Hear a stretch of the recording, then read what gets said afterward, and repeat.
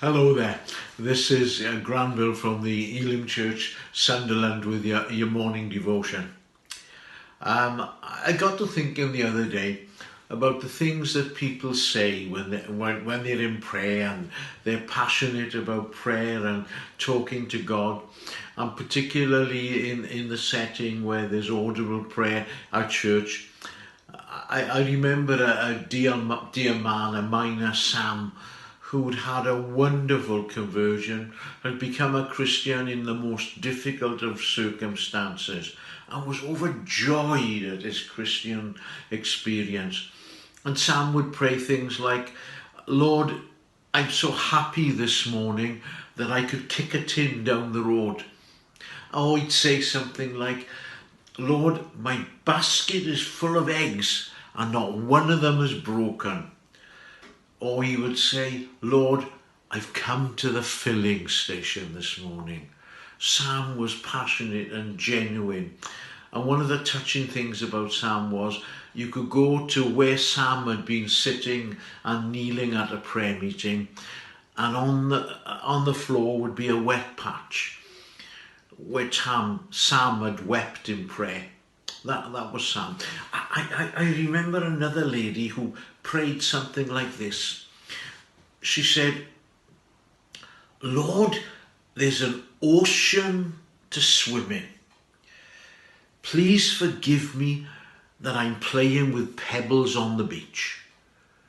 And I thought, wow, playing with pebbles on the beach when there's an ocean to swim in. Then I was reminded about the story in the prophecy of Ezekiel chapter 47, where the prophet is given a vision. He's taken to a river and he's told to step into the river.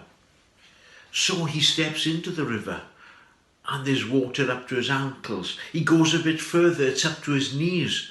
He goes in a bit further, and it's a river. It's a vast amount of water, and it's water to swim in.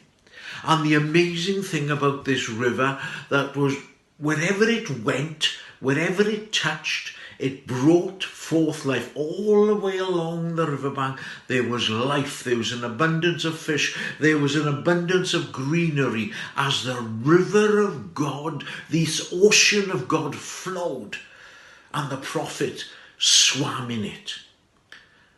What about you and I this morning? There's a wideness in God's mercy, like the ever-flowing sea. Do you know, there's waters for us to swim in of his love and of his grace and of his mercy. At the cross of Calvary, God opened for us the fountains of grace and of love. And the amazing thing about this river of life, when we become Christians, it's not only like the old hymn writer says, underneath us, all around us is the current of your love. The Lord Jesus says that out of your innermost being shall flow rivers of living water. We swim in the waters, we give the waters away so that others might swim and experience the goodness of God. Are you paddling? Am I paddling?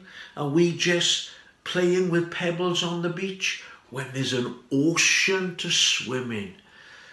Oh, come and see. Come and taste that the Lord is good. Come and swim in the abundant goodness of his grace and his mercy. There are waters to swim in, my friend.